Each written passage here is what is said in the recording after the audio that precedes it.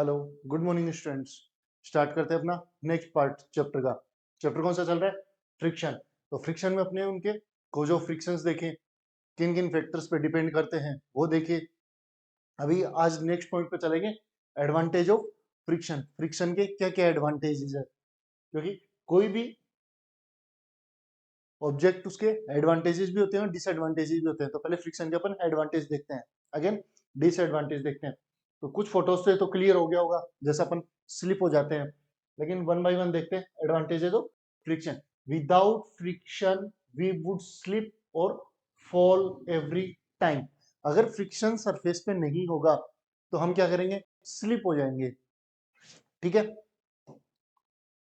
क्या होगा? Slip every time we attempt to walk और रन। फ्रिक्शन की वजह से ही मैं चल पा रहा हूं। ठीक है, रीजन, अगर मैं किसी भी सरफेस पे बैकवर्ड साइड में फोर्स अप्लाई करता हूं तो मेरे को जो सरफेस है वो रिएक्शन फोर्स फ्रंट साइड में देती है, लेकिन वहां पे सबसे बेसिक नीड क्या है? Friction. There is a very little friction on a wet polish surface, that is why we it is to slip और सच ए फ्लोर। जो वेट सरफेस होती है, जैसे हाउसेज के अंदर अगर मैं गीला होता है जब, ठीक है, उसको साफ कर रहे होते हैं, क्लीन करते हैं, तो वहां पे वो सरफेस वेट हो जाती है, तो वहां पे इजीली क्या होता है? पर्सन स्लिप हो जाता है, जैसे आप देख पा रहे हैं। ठीक है, अगर मैं रिवर्स की बात करूं, जहां पे फ्रोजन रिवर्स होती है, वहां पे बर्ड्स अगर लैंड करते हैं तो वो इस कंडीशन में कुछ स्लिप हो जाती हैं। Okay, second, friction cause nails and screws to hold on the walls. अगर किसी में वो वॉल्स के ऊपर स्क्रू को टाइट करता हूं तो वो दोनों एक दूसरे को ग्रैब करते हैं। जैसे किसी वुडन के अंदर मैं स्क्रू को या नेल को टाइट कर रहा हूं, तो उन्होंने किस वजह से उसको होल्ड किया हुआ है नेल को? Because of friction. अगर फ्रिक्शन नहीं हो तो वो इजिली रिमूव हो जाएगा। Third, it would not be possible to light a matchstick without the friction. जैसे एग्जांपल देख रहे हैं, जो मैचस्टिक है वो किस प्रोसेस से बर्न हो रही है? कुछ केमिकल रिएक्शंस हैं, लेकिन यहाँ पे अगर फ्रिक्शन नहीं होगा, उस पर कुछ ऑयल्स की ड्रॉप डालिए, देन उसके बाद में आप कुछ देर तक ऐसा करते रहेंगे, ठीक है, रब करेंगे, तो भी वो बर्न नहीं होती है। रीजन, वहां पे फ्रिक्शन क्या हुआ? रिड्यूस हुआ है। ओके, नेक्स्ट देखते हैं। ओके, इसी को कंप्लीट करते हैं एक बार। It would not be possible to light a matchstick without friction between its head and the slide of the matchbox. Matchbox के स्लाइड में जो साइड में रहता है, इसकी बात करें। ओके, नेक्स्ट चलते हैं। Cars and buses are able to run on roads because of friction between the tyres and the road. अगर मैं कार्स की बात करता हूँ, कार्स, ये आप जैसे साइकिल चला रहे होते हैं, ठीक है, 8th क्लास में आपके पास साइकिल है, जब नई नई साइकिल लेके आते हैं तो उस पर ट्रेडमार्क्स बने रहते हैं, कुछ ऐसा लाइंस या कोई डिजाइन बनी रहती है। आफ्टर 2 इयर्स, जैसा 2 साल के बाद में क्या होता, वो ट्रेडमार्क्स रिमूव हो जाएंगे। अब वहां पे आप जब भी टर्न लेंगे तो साइकिल आपकी क्या होगी? माइल्यूट सी स्किट होगी, कई बार गिर भी जाते हैं अगर स्पीड में रहे तो। रीजन, क्योंकि वहां पे जो फ्रिक्शनल फोर्स था वो उन ट्रेडमार्क्स के साथ में क्या हुआ? चला गया। वो वहां पे ट्रेडमार्क्स है वो फ्रिक्शन को इंक्रीज कर रहे थे। तो जो टायर्स है वो रन, जब भी रोड के साथ में टच होते हैं, कॉन्टेक्ट में आते हैं, तो वहां पे कौन सा फोर्स मिल रहा होता है उनको? फ्रिक्शनल फोर्स, जिसकी वजह से वो रन कर पा रहे हैं। तो वो सब ऑल टोटल एक्टिविटीज जो आपको चलने में, दौड़ने में, ग्रैब करने में, लिखने में, मैस्टिक ग्लो करने में, इनमें हेल्प करती है, वो सब किस में आएंगी? एडवांटेज की कैटेगरी में। क्लियर है? इसी का एक पार्ट और है नीचे, इसको देखते हैं एक बार। अगर मैं पेन की बात करता हूं, अगर मैं पेन की बात कर रहा हूं, बॉल पेन, तो बॉल पेन, कई बार आपका बॉल पेन है वो, जैसे नया नया स्टार्टिंग में बॉल पेन परचेज करते हो तो लिख नहीं पा रहे होते हैं, या फिर अगर किसी पेपर के ऊपर कुछ ऑयल लग जाता है, ऑयली चीज आपने रखी है वहां पे, ऑयल लगा, तो वहां पे आप क्या करते हैं कि पेन से राइट ऑन नहीं कर पा रहे, लिख नहीं पा रहे। उसका रीजन, अगर जैसे मैं पेन की बात करता हूँ, आप उसको 20x एक बार जूम करके देखिए, तो यहाँ क्या होगा? ये आपकी बॉल की, पेन की जो पिन बॉल या पॉइंट जो है, वहां एक बॉल अटैच रहती है। इस बॉल जब भी ये रोल ऑन होती है, रोल ऑन होती है, तो अंदर की साइड से इंक लाके बाहर की साइड ड्रॉ करती है। क्लियर है? कुछ ऐसा ही इनमें दिखाई दे रहा है। अगर पेन और पेपर के बीच में या इस बॉल और पेपर के बीच में फ्रिक्शन ना हो तो क्या आप लिख पाएंगे? नहीं। तो अगर आप किसी पेपर पे राइट ऑन लिख पा रहे हैं बिकॉज ऑफ फ्रिक्शन, तो without friction writing on a paper would be impossible. बिना फ्रिक्शन के आपका लिख पाना इम्पॉसिबल थिंग है। As the tip of pen we slip on the papers, अगर कोई ऑयली पेपर होगा तो उसके ऊपर आप क्या इजीली लिख पाएंगे? नहीं लिख पाएंगे। तो उसी चीज के लिए हमें किस चीज की रिक्वायरमेंट है? Friction. Again it is because of the friction between the brake shoes and wheels the bicycle can automobiles stop when the brakes are applied। जब भी आप किसी भी बाइसिकल की बात करते हैं, मोटरसाइकिल की बात करते हैं, तो आपके पास ब्रेक पैड्स होते हैं। जैसे बैक टायर पे वहां पे दोनों साइड्स में बैक ब्रेक्स रहते हैं। तो कई बार आपने देखा होगी आफ्टर 2 to 4 months वो ब्रेक क्या होते हैं? धीरे धीरे घिस जाते हैं, वाइप आउट होते हैं, उनकी अमाउंट है वो रिड्यूस होती है, ब्रेक पैड्स छोटे होते रहते हैं। Reason because of friction. लेकिन ये कौन सा पार्ट हुआ? डिसएडवांटेज। अभी एडवांटेज देख रहे हैं। तो एडवांटेज क्या होगा कि विदाउट ब्रेक पैड्स के मैं साइकिल को रोक नहीं पाऊंगा। तो हर बार अपन को क्या चाहिए वहां पे? ब्रेक पैड्स, जो कि रिम या व्हील्स के साथ में अटैच होकर क्या प्रोवाइड करेंगे अपन को? फ्रिक्शन। अब पॉइंट ये है कि इतने अपन एडवांटेज देख चुके हैं फ्रिक्शन के, तो क्या फ्रिक्शन के केवल एडवांटेज ही है?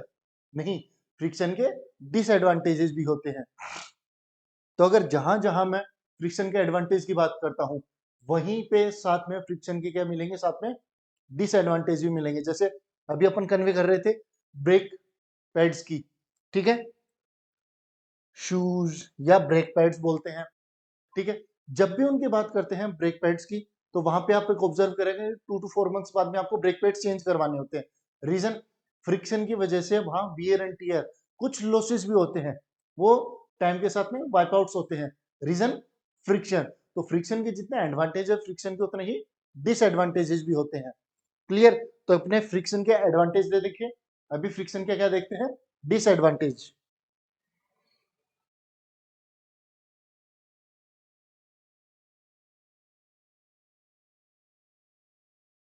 Okay, method to reduce friction.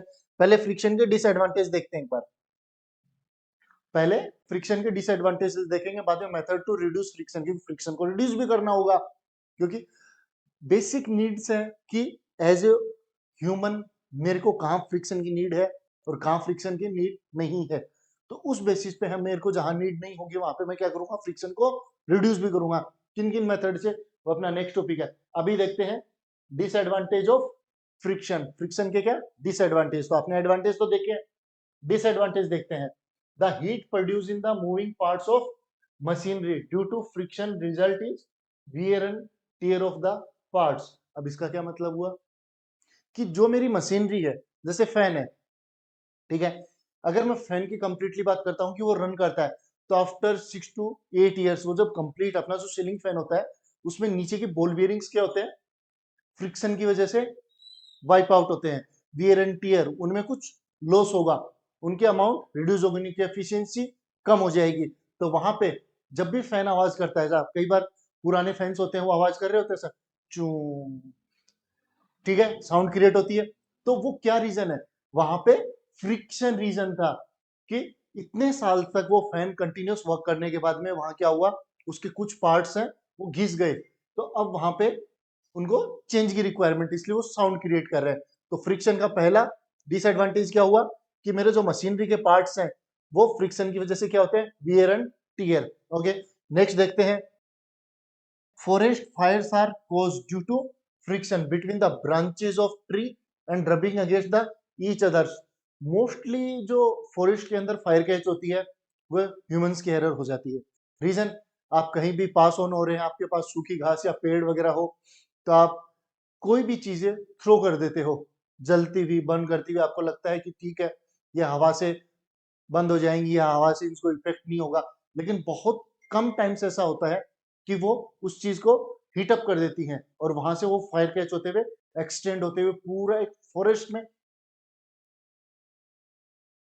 Jungles को, अच्छे खासे एरियाज को जलाने के लिए काफी होती है, ठीक है। और समटाइम्स नेचर की वजह से वहां पे क्या होता है? कुछ फ्रिक्शंस क्रिएट होते हैं, क्योंकि स्टैटिकल चार्ज या स्टैटिक इलेक्ट्रिसिटी कहीं भी फॉर्म हो सकती है। किसी भी दो चीजों को रब करने की वजह से वहां पे स्टैटिक इलेक्ट्रिसिटी प्रोड्यूस हो सकती है। तो वहां पे सम अमाउंट ऑफ हीटअप की वजह से, कुछ फ्रिक्शन की वजह से क्या होता है, फायर कैच होती है। आफ्टर दैट वो फैलती इतनी इजीली स्प्रेड होती है कि वहां पे जंगल के जंगल जो भी है वो उसकी चपेट में आ जाते हैं। तो fire forest are cause to do friction because branches of tree rubbing against each others, को एक दूसरे के साथ रब होती है और वहां पे फायर कैच हो जाती है। Next, tyres of vehicles and soles of footwear out of because frictions. अब टायर्स और जो शूज की सोल है उसके बारे में बात कर रहे हैं। जैसे मैंने टायर्स की बात की कि टायर्स में फ्रिक्शन की कितनी नीड है, ऑफ कोर्स हर बार आपको 3 से 4 साल बाद में टायर चेंज करवाने की जरूरत होती है। रीजन, जो ऊपर के उसके ट्रेडमार्क्स होते हैं अगर वो वाइप आउट हो जाते हैं तो आपको टायर चेंज करवाना होता है। रीजन, वहां पे वो उतनी ग्रैब नहीं कर पाता रोड के साथ में, उतनी पकड़ नहीं बना पाते, तो आपको क्या करने होते हैं, टायर चेंज करने होते हैं। रीजन, वो क्या क्रिएट करते हैं, वहां पे फ्रिक्शन को इंक्रीज करते हैं। लेकिन आफ्टर सम टाइम्स वही जो जिस रीजन से आपने उन टायर्स को नया लिया था या चेंज किया था, उन्हीं की वजह से अब क्या हो रहा है, आपको टायर्स चेंज करने हैं। फ्रिक्शन की वजह से आपके टायर्स वाइप आउट भी होते हैं। सेम अपने स्लीपर्स के साथ होता है। शूज या स्लीपर्स हैं, वो जब नए परचेज करते हैं तो उसके नीचे डिजाइन बनी रहती हैं। वो डिजाइन क्या है, वो ट्रेड लाइंस क्या है, वो फ्रिक्शन इंक्रीज करने के लिए होते हैं। अब आफ्टर सम टाइम जब आप पैर ऐसा उनको यूज करते हो तो वो घिस जाते हैं, नीचे से वाइप आउट या प्लेन हो जाती है। अब वहां पे वो उतना फ्रिक्शन क्रिएट नहीं कर पाती और आप चलते चलते हल्के से भी स्मूथ सरफेस आती है, कोई जैसे केले का छिलका हुआ या कहीं भी प्लेन रोड, कहीं भी पानी फैला हुआ है, उस पे क्या हो गया, आपके शूज स्लिप हो जाते हैं। तो रीजन कि आपके शूज हैं वो नीचे से प्लेन हो गए हैं, वहां पे जो ट्रेड लाइंस है वो वाइप आउट हो गई है, तो वहां पे फ्रिक्शन नहीं प्रोवाइड कर पा रहे हैं। तो ये भी एक डिसएडवांटेज हुआ कि मेरी जो सोल है वो कुछ टाइम के बाद में वाइप आउट हो जाती है फ्रिक्शन की वजह से। Energy is wasted in overcoming the force of friction, ये भी एक रीजन है। कैसे, जैसे मैं साइकिल की बात करता हूं, तो साइकिल में आप चैन के अंदर बहुत बार ऑयलिंग करवाते हैं। रीजन उसका, बोले सर मेरे को साइकिल चलाने में बहुत फोर्स अप्लाई करना पड़ रहा है। रीजन उसका, क्योंकि जहां पे आपको एकदम स्मूथ चाहिए होता है वहां पे उसी फ्रिक्शन की वजह से आपको हार्डनेस फील होती है। तो जब भी आप चैन में ऑयलिंग करवाते हैं, ग्रीस अप्लाई करते हैं, वो क्या कर रहे हैं, आप फ्रिक्शन को रिड्यूस कर रहे हैं। तो मेरे को एक्स्ट्रा एनर्जी किसकी वजह से अप्लाई करनी हो रही है, फ्रिक्शन की वजह से एक्स्ट्रा एनर्जी अप्लाई करनी है। क्लियर हुआ। तो डिसएडवांटेज कौन से हुए, एडवांटेज जहां मेरे को फ्रिक्शन हेल्प कर रहा है, डिसएडवांटेज जब वहां उसी फ्रिक्शन की वजह से मेरे को लॉसेस भी हो रहे हैं, नुकसान भी हो रहा है। क्लियर हुआ part, okay.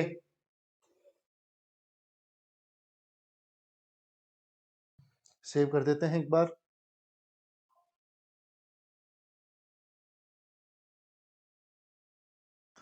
Method to reduce friction, बहुत से मेथड्स हैं, आपको ये पॉइंट एक बार अच्छे से देखना होगा, ठीक है, ओके। ये पॉइंट आपको अच्छे से देखना होगा क्योंकि इस पे क्वेश्चंस फॉर्म होते हैं। एडवांटेज डिसएडवांटेज आपको शॉर्ट फॉर्म में पूछेंगे, आप उनको एक्सप्लेन कर सकते हो। लेकिन मेथड टू रिड्यूस फ्रिक्शन, इसमें ऑलमोस्ट 6 to 7 पॉइंट्स होंगे कि किन किन मेथड से मैं फ्रिक्शन को रिड्यूस कर सकता हूँ।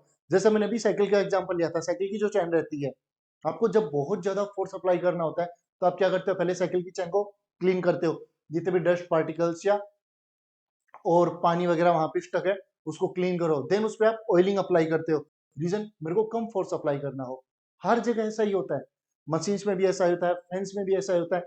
जब फैन रिपेयर होता है तो जितनी भी बॉल बियरिंग्स होती हैं उन पे ग्रीस अप्लाई होता है। तो बहुत से मेथड्स हैं, उनके थ्रू मैं क्या कर सकता हूँ, फ्रिक्शन को रिड्यूस कर सकता हूँ। तो सबसे पहला मेथड देखते हैं, स्ट्रीमलाइन बॉडीज।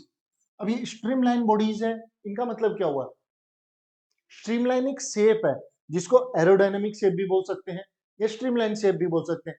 ये शेप्स आपको कहां कहां देखने को मिलती है, अगर मैं एरोप्लेन्स की बात करूं तो इनका फ्रंट जो फेस है वो आप देख रहे हो कुछ ऐसा ट्रायंगल शेप में है, ठीक है। अगर मैं रॉकेट्स की बात करता हूं तो रॉकेट्स का फ्रंट शेप भी क्या है, एरोडायनेमिक शेप में है। अगर मैं सबमरीन्स की बात करता हूं, इनका शेप्स भी कुछ फ्रंट साइड में ऐसा है। अगर बर्ड्स फ्लाई करते हैं तो इनकी फ्रंट डायरेक्शन में भी कुछ ऐसा ही शेप फॉर्म होता है, ओके। अगर मैं फिशेज की बात करूं तो उनका स्ट्रक्चर भी जो नेचर ने फॉर्म करके दिया है वो कुछ ऐसा है। इन शेप्स को बोलते क्या है, ये क्या है? स्ट्रीमलाइन बॉडीज या एरोडायनेमिक शेप्स। कई बार बर्ड्स को देखा होगा आपने, जब बर्ड्स फ्लाई करते हैं तो आप देखिए एक बार, जैसा ये बर्ड है,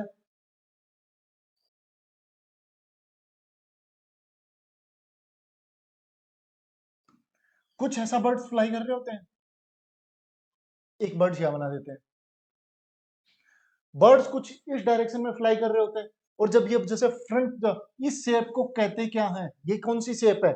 ये है स्ट्रीमलाइन बॉडीज।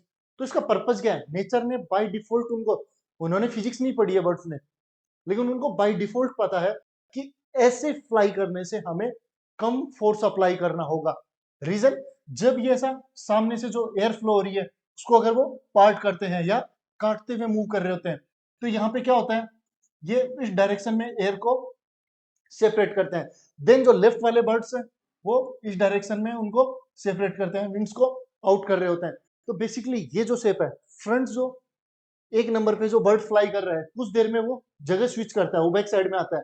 रीजन, उसको सबसे ज्यादा फोर्सेज अप्लाई करने हो रहे हैं। सबसे ज्यादा फोर्सेज कहाँ, कौन अप्लाई करेगा? फ्रंट नंबर पे बर्ड है। देन वो शिफ्ट करेगा पीछे की साइड में, देन उसकी जगह कौन सा सेकंड बर्ड रिप्लेस होगी, उस जगह पे आएगा। सबसे ज्यादा फोर्स फर्स्ट बर्ड अप्लाई करता है, देन पीछे की साइड में बर्ड्स को इतनी नीड नहीं होती विंग्स को फ्लाई करने के लिए, उतने पे फोर्सेज अप्लाई करने के लिए। तो ये शेप में मोस्टली बर्ड्स फ्लाई करते हैं। आप कभी भी इवनिंग टाइम में देखिए, इस शेप को क्या कहते हैं? एरोडायनेमिक शेप या फिर streamline bodies. Reason, friction reduce होता है। जितना फ्रिक्शन ये फील करता है, बैक साइड में जितने भी बर्ड्स है उनको उतना फ्रिक्शन नहीं फील होता। ठीक है, तो एक बार देखते हैं। Air and water offers the maximum friction. Obviously air friction बहुत ज्यादा होता है। कैसा फील होता है? कई बार मूवीज वगैरह में देखते होंगे कि कोई भी रॉकेट है, वो जब स्पेस से कंटिन्यूस ऐसा इफेक्ट ऑफ ग्रेविटेशन या फ्री फॉल जब नीचे ड्रॉप डाउन होता है, तो वो फायर कैच कर लेता है। किसकी वजह से? एयर फ्रिक्शन की वजह से। ठीक है, और वाटर फ्रिक्शन भी उतना ही मैक्सिमम मिलेगा अपन को। तो air and water offers the maximum friction. Objects moving in air और वाटर्स हैव स्ट्रीमलाइन बॉडीज। उनकी शेप कैसी मिलेगी अपन को? स्ट्रीमलाइन। ठीक है, सबमरीन्स की। टू रिड्यूस फ्रिक्शन, फ्रिक्शन को रिड्यूस करने के लिए birds, cars, aeroplanes and rockets have special streamlined bodies to reduce air resistance। अब आपने यहाँ बर्ड्स की शेप देखी, कार्स के पॉइंट आता है, तो आप ऑब्जर्व कर पा रहे होंगे कि जब भी हम कार्स की बात करते हैं तो कार्स की कुछ शेप ऐसी रहती है। ठीक है, कुछ ऐसी शेप्स मिलती है कार की फ्रंट साइड से। लेकिन अगर मैं यहीं पे बसेस की बात करता हूं तो बसेस की शेप कुछ आपको ऐसा मिलती है।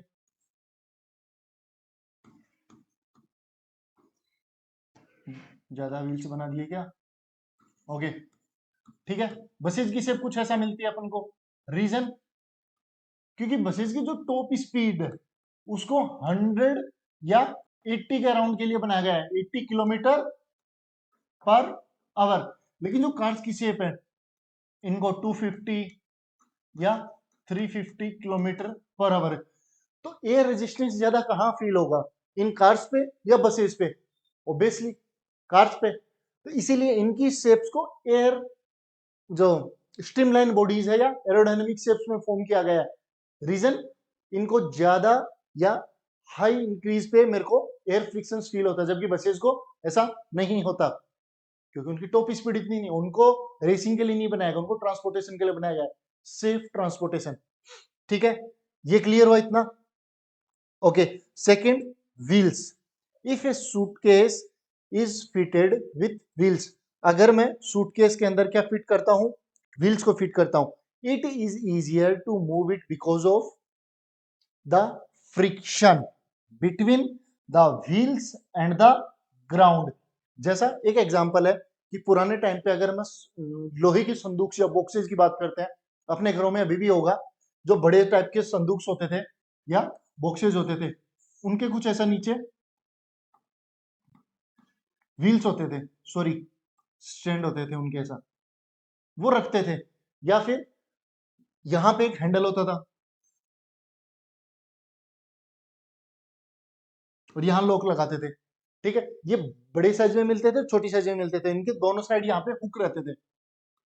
अभी टाइम के साथ में धीरे धीरे क्या हुआ, उनको कैरी करना आसान नहीं था, तो हमने क्या बनाए, बैग्स, हैंडी बैग्स, जिनके इजीली ग्रैब कर सके। लेकिन जब उनमें वेट इंक्रीज हुआ तो हमें क्या नीड हुई कि अभी भी हम इनको कैरी नहीं कर सकते, तो क्या इनको ऐसा घसीटने के रूप में या स्लाइडिंग के रूप में यूज कर सकते हैं, कर सकते थे, लेकिन वहां नीड थी फ्रिक्शन रिड्यूस करने की। तो हमने क्या अप्लाई किया वहां पे, व्हील्स।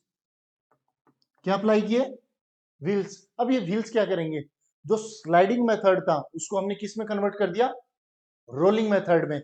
तो एज रिस्पेक्टिव एज जो मेरा स्लाइडिंग फ्रिक्शन था वो किस में कन्वर्ट हो गया, रोलिंग फ्रिक्शन में। और ये चीज अपन को पहले से आइडिया है कि मेरा जो रोलिंग फ्रिक्शन है वो स्लाइटली लेस देन होगा किससे, रोलिंग जो सॉरी रोलिंग फ्रिक्शन है वो स्लाइटली लेस देन किससे होगा, मेरा स्लाइडिंग फ्रिक्शन से।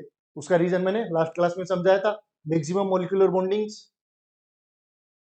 डिप्रेशन, याद है नहीं, तो आपको लास्ट लेक्चर एक बार देखिए। ओके, लास्ट कौन सा है या थर्ड नंबर पे कौन सा है, पॉलिशिंग। पॉलिशिंग क्या काम आती है, polishing of A rough surface and also reduce friction. Polishing मेरी जो सरफेस है उसको रिड्यूस करती है। लेकिन पॉलिशिंग का एग्जांपल कौन सा रहेगा, जैसे मैं गेट की बात करता हूं, तो जो अपना मेन गेट रहता है उस पर कई बार अपन पेंट कर रहे होते हैं, सनलाइट से भी सेव करने के लिए होता है, डस्ट से सेव करने के लिए भी होता है पेंट, लेकिन वो सरफेस को स्मूथ भी करता है। अगर एक और बेसिक आइडिया लेना हो तो मैं रोड्स की बात करता हूँ।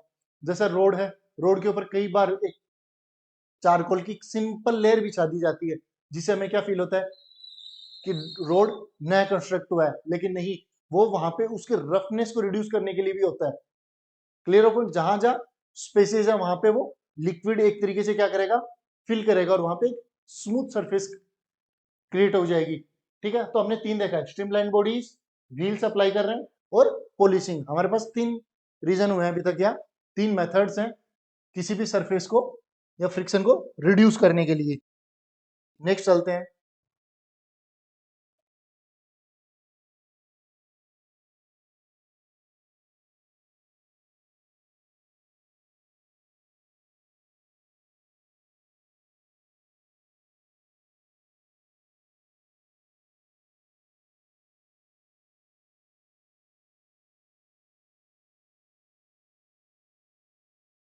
ओके, नेक्स्ट चलते हैं lubricants.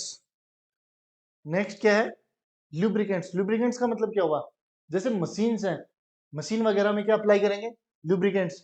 Use of lubricants makes the surface smooth in machines, friction is reduced by using lubricants such as oil, grease and graphite powder। Graphite powder का तो आइडिया नहीं, लेकिन जैसा मशीन्स में कुछ में व्हाइट पाउडर यूज किया जाता है, वो ग्रेफाइट पाउडर किन मशीन्स का वहां पे मैं एक्सप्लेन नहीं कर पाऊंगा। लेकिन अगर मैं गियर्स की बात करता हूँ या ऑयल्स की बात करता हूँ, तो गियर्स, जितने भी बाइसिकल्स वगैरह की बात करो, मोटरसाइकिल या कार्स वगैरह बात करते हैं, जब भी आप कई बार देखते हैं ओपन करते हैं तो वापिस सेट करते टाइम वहां पे ग्रीस अप्लाई कर रहे होते हैं, कुछ क्रीम कलर का रहता है या ब्लैक कलर का ही मिलेगा, तो वहां पे वो क्या है, ग्रीस से। रीजन, जैसे व्हील्स है, फ्रंट व्हील है वो ओपन किया, जब उसको वापस क्लोज कर रहे होते हैं तो वहां ग्रीस अप्लाई करते हैं फ्रिक्शन को रिड्यूस करने के लिए। अगर मैं ऑयल की बात करूं, तो जो स्विंग मशीन आती है उसमें कई बार वो साउंड क्रिएट करती है, आवाज क्रिएट कर रही है, थोड़ा हार्ड फॉर्म में चल रही है, तो उसमें बहुत सारे होल्स मिलेंगे जहाँ पे क्या अप्लाई करते हैं, ऑयल अप्लाई करते हैं। अगर चैन का सॉरी बाइसिकल की चैन का एग्जांपल देता हूँ, तो वहां पे भी कई बार जो मैंने कहा कि रफनेस फील होती है आपको, तो आप क्या अप्लाई करते हैं, ऑयल या ग्रीस। तो जितने भी मेरे लुब्रिकेंट्स हुए जो ऑयल ग्रीस अप्लाई कर रहे हैं वो किस कैटेगरी में आ गए, लुब्रिकेंट्स में। और ये क्या काम आते हैं, फ्रिक्शन को रिड्यूस करने में। बोल्स, बियरिंग्स और रोलर बियरिंग्स। अब मेरे पास एक तरीके से दो, पहली चीज बॉल बियरिंग और रोलर बियरिंग मोस्टली हम एक ही मानते हैं कि मेरे पास बॉल बियरिंग ही बोलते हैं, रोलर बियरिंग नहीं बोलते, क्योंकि उनको बहुत ऐसा वाइडली यूज नहीं है। मोस्टली किसका यूज है, बॉल बियरिंग्स का। एक बार डिफरेंस देख लीजिए, बॉल बियरिंग क्या होते हैं, रोलर बियरिंग क्या होते हैं। रोलर बियरिंग्स के अंदर यहाँ पे हर जगह पे क्या लगे हुए हैं, रोलर। ठीक है, तो यहाँ पे जो ऊपर की है जो बियरिंग रिंग है, जो आउटर रिंग है, ये जब भी स्लाइड करेगी तो अंदर का एक एक बियरिंग्स क्या होगा, रोल ऑन होगा। क्लियर। अब यहाँ पे देखो, जब ये ऊपर की जो आउटर लेयर है ये कवर कर रही है, रन कर रही है, तो यहाँ पे इंडिविजुअली क्या है मेरे पास, बॉल सप्लाई है। कौन सा बेटर, दोनों इक्वल है, लेकिन कुछ जगह पे अपने मोस्टली क्या यूज होते हैं, बॉल बेरिंग्स यूज होते हैं। क्लियर हुआ? तो बॉल बेरिंग्स और रोलर बेरिंग में बहुत माइल्यूट सा डिफरेंस है। एक बार देखते हैं। They are made in various design to reduce frictions. They reduce friction because of the rolling friction is smaller than sliding friction. ये रीजन आप पहले भी देख चुके हैं। कहां गया, बिकॉज, ठीक है, because the rolling friction is smaller then the sliding friction. जो मेरा रोलिंग फ्रिक्शन है वो कंपेरेटिवली स्लाइडिंग फ्रिक्शन से कम रहेगा। तो जहां भी स्लाइडिंग फ्रिक्शन होगा वहां पे मैं उस ऑब्जेक्ट में कुछ ऐसे मेथड्स अप्लाई करूंगा जिससे वो रोलिंग फ्रिक्शन में कन्वर्ट हो जाए। जैसे ट्रॉली बैग्स की बात की थी, स्लाइडिंग फ्रिक्शन, वहां पे मैंने व्हील्स अप्लाई किए। यहाँ पे मैं रोलिंग बॉल्स अप्लाई करता हूँ। ये रोलिंग बॉल्स या बॉल बेयरिंग्स कहाँ कहाँ देखे हैं? जैसे मैं साइकिल की बात करता हूँ तो साइकिल का जो हैंडल होगा, हैंडल में कौन क्या अप्लाई रहता है, एक रिंग अप्लाई रहती है जहां पे छोटे छोटे बॉल बेयरिंग्स मिलेंगे। उसको छर्रे भी बोलते हैं, छोटे बॉल्स होते हैं ना, वहां पे तो बॉल बेयरिंग्स है, वहां पे सेटल रहते हैं। तो आपका हैंडल इजीली लेफ्ट या राइट मूव हो सकता है। सेकंड साइकिल में और कहाँ मिल सके, पैडल के पास मिलेंगे। जहां भी आप किसी चीज को रिवॉल्व कर रहे हो, उसको स्मूथ करना हो, वहां पे क्या यूज होते हैं, बॉल बेयरिंग्स यूज होते हैं। देन जो साइकिल है उसका टायर के मिड जो एक्सल कनेक्टेड रहता है, वहां आपको बॉल बेयरिंग्स मिलेंगे। और कहाँ देखें, फैंस, जब भी फैन ओपन होता है तो उसमें देखना नीचे की साइड में बॉल बेयरिंग्स रहते हैं, और वही वियर एंड टियर होते हैं। चेंज अगर कुछ होगा तो वो बॉल बेयरिंग्स होती हैं। तो ये आपको मेथड समझ आए। अब ये जितने भी मेथड थे, ठीक है, इनको मैं एक सिंगल लाइन में भी एक्सप्लेन कर सकता था, लेकिन ये एग्जांपल्स या फोटोज के साथ में समझाने का क्या पर्पस था कि ये आपको याद रहे। एग्जाम्स में जो मेथड टू रिड्यूस फ्रिक्शंस की बात करते हैं वो ऑलमोस्ट 3 to 4 नंबर का इक्वेशन फॉर्म हो जाएगा। तो उस पर आप एक्सपांड स्ट्रेच करके आंसर्स को राइट डाउन कर सके। क्लियर, वही चीज समझ आई? नेक्स्ट चलते हैं। एक लास्ट, आज के लिए लास्ट, ये कुछ डिफरेंट है। ये थोड़ा सा माइल्यूट डिफरेंट है। क्यों? क्योंकि ये इन जनरल यूज नहीं किया जाता, लेकिन फिर भी अगर मेथड टू रिड्यूस फ्रिक्शन की बात करेंगे तो इसको जरूर देखेंगे। लास्ट क्या है, एयर कुशंस। एयर कुशन क्या होता है? एयर कुशन, किसी भी चीज में एयर फील कर रहे हैं या वो सॉफ्ट हो रही है, कुशनिंग, तो एयर कुशंस है। अगर एयर कुशंस को देखें तो bye separating the surface by an air cushions, a hovercraft can travel over a rough land, swamp और सी। सी समुद्र, पानी को बोल सकते हैं। स्वैम्प दलदल के सेंस में आता है जहां पानी और मिट्टी दोनों मिक्स है। और लास्ट में रफ लैंड। तो ये जो मेरा होवर है या हॉरक्राफ्ट बोल सकते हैं, ये क्या करता है, तीनों पे चलता है। ठीक है, पुराने टाइम में 1967 या उसके आगे पीछे बात करें तो उस टाइम पे जो वॉर्स होते थे उनमें हॉरक्राफ्ट को यूज करते थे। जो जैसे सेकंड वर्ल्ड वॉर हुआ उसमें हॉरक्राफ्ट का बहुत यूजेस थे। उनके पास इतना टाइम नहीं था कि वो सी से लैंड पे अलग अलग ट्रांसपोर्टेशन को यूज कर सके और वहां पे उसको आगे की नीड फुलफिल कर सके, चाहे वो इक्विपमेंट्स की हो, चाहे फूड सप्लाई की बात हो, चाहे मशीनरीज की बात हो। तो वहां पे उस टाइम पे क्या यूजेस होते थे, ये एक होवरक्राफ्ट है। नीचे जो एक लेदर है या टाइट रबड़ है, यहाँ पे इसके अंदर क्या फील रहती, एयर फील रहती, और ये कुशनिंग का काम करता है। उतना फोर्स या फ्रिक्शन कंपेरेटिवली नहीं होने देता जितना मोस्टली सरफेस पे मिलता है। जैसे अभी की मैं व्हील्स की बात करता हूँ तो व्हील्स क्या होते हैं, मैं रन ओवर कर रहा हूँ किसी भी रोड के ऊपर, सड़क के ऊपर रन ओवर कर रहा हूँ, तो वहां पे मेरे जितना फोर्सेज होगा वो कंप्लीटली किस पे अप्लाई हो रहा है, ग्राउंड पे। और आपको पता है कि मेरा जो नॉर्मल फोर्स होगा वो फ्रिक्शन को क्या करेगा, इंक्रीज करेगा, फ्रिक्शन को इंक्रीज करेगा। क्लियर है ये चीज? जितना भी मेरा रोड्स पे जो नॉर्मल फोर्स अप्लाई हो रहा है, तो कुछ उसी मेथड्स के ऊपर हॉरक्राफ्ट डिजाइन किए गए हैं। तो एक बार हॉरक्राफ्ट का स्ट्रक्चर देखते हैं कि हॉरक्राफ्ट में दो मेजरली फैंस रहते हैं। यहाँ बैक साइड में जो फैन देख रहे हैं, ये बैक साइड में ओवर एयर को ब्लो आउट करेगा। उससे क्या होगा, मेरे को रिएक्शन, और बैक रिएक्शन से मेरे को फ्रंट डायरेक्शन में फोर्स फील होगा जिससे मैं आगे की साइड फ्रंट साइड में मूव कर पाऊंगा। ठीक है, अब मैं सेकेंड फैन की बात करता हूं। तो ये जो सेकेंड फैन है ये सेकंड फैन क्या करेगा, डाउनवर्ड साइड में एयर को ब्लो आउट करेगा। अब डाउनवर्ड साइड में एयर को ब्लो आउट करने से क्या होगा, इसको कुछ एक्शन का रिएक्शन फील होगा। अगर मैं एक्शन अप्लाई कर रहा हूं तो मेरे को एक अपवर्ड फोर्स फील होगा रिएक्शन में। रीजन, जैसा air blow downward side, air cushion inside the skid upward support craft. तो यहां से अगर मैं एयर को डाउनवर्ड साइड में ब्लो कर रहा हूं तो मेरे को अपवर्ड साइड में एक रिएक्शन फोर्स फील होता है, जिससे मेरा नॉर्मल जो फोर्स अप्लाई किया मैंने ग्राउंड पे उसको कुछ रिड्यूस किया। क्लियर हुआ पॉइंट? तो उतना फोर्स नहीं फील किया। तो बेसिकली यहां थोड़ा सा माइल्यूट गैप रहता है, जितना ज्यादा विंड्स फोर्स फ्लो करते हैं उतना ही ज्यादा मेरे को रिएक्शन फोर्स मिलता है। तो ये इजीली मूव कर सकता है। ग्राउंड के साथ उतना नॉर्मल फोर्स अप्लाई नहीं करेंगे तो वहां पे फ्रिक्शन रिड्यूस होगा। और फॉरवर्ड डायरेक्शन मूव करने के लिए मेरे पास बैक साइड में एक एयर ब्लोअर फिर अप्लाई किया, तो यहाँ पे भी जो एक्शन होगा उसका मेरे को रिएक्शन फोर्स मिलेगा। क्लियर हुआ हॉवरक्राफ्ट का? एयर कुशनिंग क्लियर हुआ? तो ये जितने भी एग्जांपल्स थे आप इनको एक्सपांड करके लिखिए, जिससे मेरा प्रॉपर आंसर फिल हो। क्लियर? तो आज के लिए थैंक यू स्टूडेंट्स। और मेरे हिसाब से लास्ट क्लास, इससे नेक्स्ट एक क्लास हो रही है फ्रिक्शन की, तो अपन 5 पार्ट्स में इस चैप्टर को कंप्लीट कर लेंगे। Okay, thank you students.